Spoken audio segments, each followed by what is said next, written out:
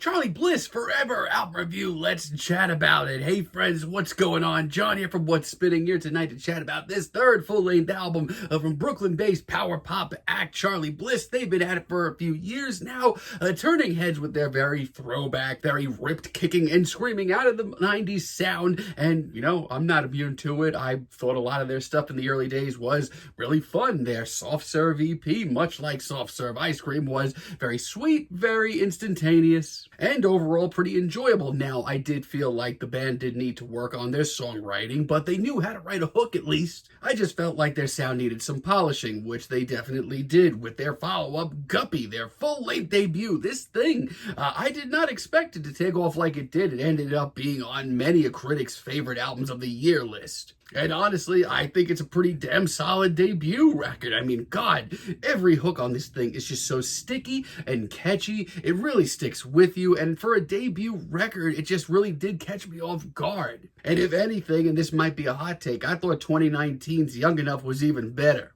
This not only doubled down on the power pop sounds they were already working with, but they brought in a lot more synthesizers this time around. I thought it was their best work, period. Now, we did hear from them about a year later with the Supermoon EP, but for my money, this thing really put a bad taste in my mouth. This sounded like Charly Bliss just, I don't know, really phoning it in. This sounded like the B-sides to Young Enough, but like very clearly there was a reason these tracks were left off. Now, leading up to this thing, I will admit these singles took me a little bit longer than usual to get into, but I did end up appreciating most of them. And for the most part, the charm of Charly Bliss has not really worn off, at least not for me. This album starts off with Tragic, and it's a pretty pensive track for the group. It's very synthy, which is something that they've just keep adding to with each release. But I will say this, while it is a little bit subdued and quiet for the band, there's a lot going on here. This track just does a really great job of building itself up as it rolls along. Charly Bliss may have roots in the past, but they're far from just another nostalgia act. We have enough of those. I really do like Calling You Out as well. This track has enamored me for quite some time. That bass groove is really great. Frontwoman Eva Hendricks on this track sounds just so charismatic. There's such a swagger to her performance. It's flashy, it's poppy, it's very Charly Bliss. Like, it is just so incredibly catchy and likable. A+.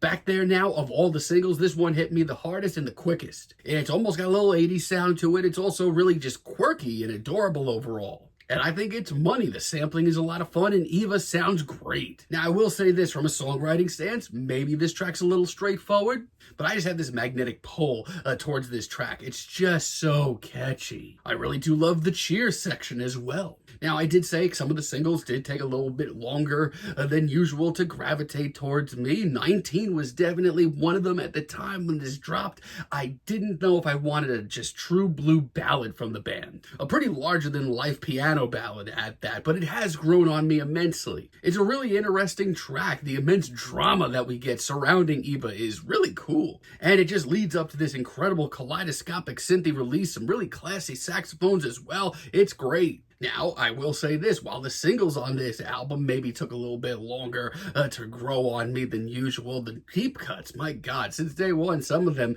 have been really hitting me hard. Like In Your Bed, this is honestly one of the best tracks here. I love the hazy, strummed acoustic riff, and Eva's vocals, wow. They are just so bubbly and quirky and adorable. Now, like I said, this may be far from a nostalgia project, but this definitely does tug on some heartstrings. It's got that youthful energy to it, but it's also really heartfelt and really just full of love. Now, while overall this is certainly not a bad record from Charly Bliss, there's certainly some pretty big blips on the radar. Like I'm Not Dead, for example. This track is spotty. This track is just so ho-hum and phoned in, and yeah, it's a little bit more of a slower paced emotional track, but let me tell you, there are so many other tracks on this album that are so much more emotional than this. It's just a little bit too bland for me. Also, How Do You Do It? Not really enjoying this one either. This is just a little bit too light and boring for me. And tracks like 19, yeah, they started a little slow, but they built to something epic. We don't get that here. This is just so middle of the road, and lyrically, this is cornball city, honestly. I just don't feel like this is Charly Bliss putting their best foot forward. And Easy to Love You, my God, this track is like pulling teeth. They've done ballads here. Some of them are really good. but this is just so safe. This sounds like it could have been the who's who of any sort of indie band trying to be poppier. It's pretty boring. So yeah, you know what? The cracks in the foundation are certainly showing a little bit more, especially after how great Young Enough was. But then we get tracks like Here Comes the Darkness, and I see some real serious signs of life. I love the tension here and just how big this track sounds. A lot of these hooks, as soon as they hit, I can't say no. The shimmering backdrop is absolutely gorgeous. The synth work on most of this album is just really classy. It's emotionally very raw, and the glitchy production is really interesting. And Waiting for You is just a great single all around. It's got a little urgency to it. I love the glistening production here. Eva sounds awesome. For an instantaneous cut here, look no further. This is the single that grew on me the quickest. It's just so damn cute and adorable as well. And Last First Kiss as a finale, maybe my favorite cut of the bunch. I love the hypnotic synth work here and the almost post-punk inspired riff. And good lord, this hook is so